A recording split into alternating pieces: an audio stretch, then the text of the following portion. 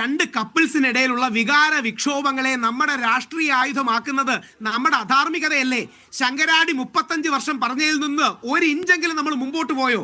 35 വർഷം മുമ്പ് ശങ്കരാടി പറയുന്നുണ്ട് INSPയിൽ കഴിവും ഗുണമുള്ള 2 പിള്ളേർ വന്നിട്ടുണ്ട്, അതായത് ഷാഫിയും രാഹുൽ മാങ്കോട്ടത്തിലും. ഷാഫിയെ ബാംഗ്ലൂരിലേക്ക് പെൺപിള്ളാരെ വിളിക്കുന്നു, രാഹുലിനെ ഒരു ഗർഭക്കേസിലും പിടിച്ച് ചെയ്യുന്നതിന് എന്ത് ന്യായം? ഇത് തന്നെ തിരിച്ചും ഈ രാഹുൽ മാങ്കൂട്ടത്തിൽ മുമ്പ് ചെയ്ത തെറ്റാണ്. മുകേഷ് ഏട്ടനെ അല്ലെങ്കിൽ ശ്രീ മുകേഷിനെ ഗോവിന്ദചാമി എന്നൊക്കെ വിളിച്ചു, 100% തെറ്റാണ്. നമ്മൾ ഈ പെണ്ണ് ഗർഭം തുടങ്ങിയ കാര്യങ്ങൾ ഉപേക്ഷിച്ചിട്ട് വികസനം, മതസൗഹാർദ്ദം, വിദ്യാഭ്യാസം, വിലക്കയറ്റം തുടങ്ങിയ കാര്യങ്ങളിലേക്ക് നമ്മുടെ ചർച്ച കൊണ്ടുവരണ്ടേ? അല്ലാതെ പെണ്ണ് ഗർഭം, ലൈംഗികത ഇതാണോ നമ്മൾ ചർച്ച ചെയ്യേണ്ടത്? യഥാർത്ഥ വിഷയങ്ങളിൽ നിന്ന് ഫോക്കസ് മാറ്റി ഇത്തരം വിഷയങ്ങളിലേക്ക് കൊണ്ടുവരുന്നതിന് എന്തെങ്കിലും അർത്ഥമുണ്ടോ? ഇനി അജിംസിന് ശരിക്കും മനസ്സിൽ തോന്നുന്നുണ്ടോ ഈ കേസ് കോടതി സ്റ്റാൻഡ് ചെയ്യുമെന്ന്? കോടതി എന്തിന് രാഹുൽ മാങ്കൂട്ടത്തിനെ ശിക്ഷിക്കും?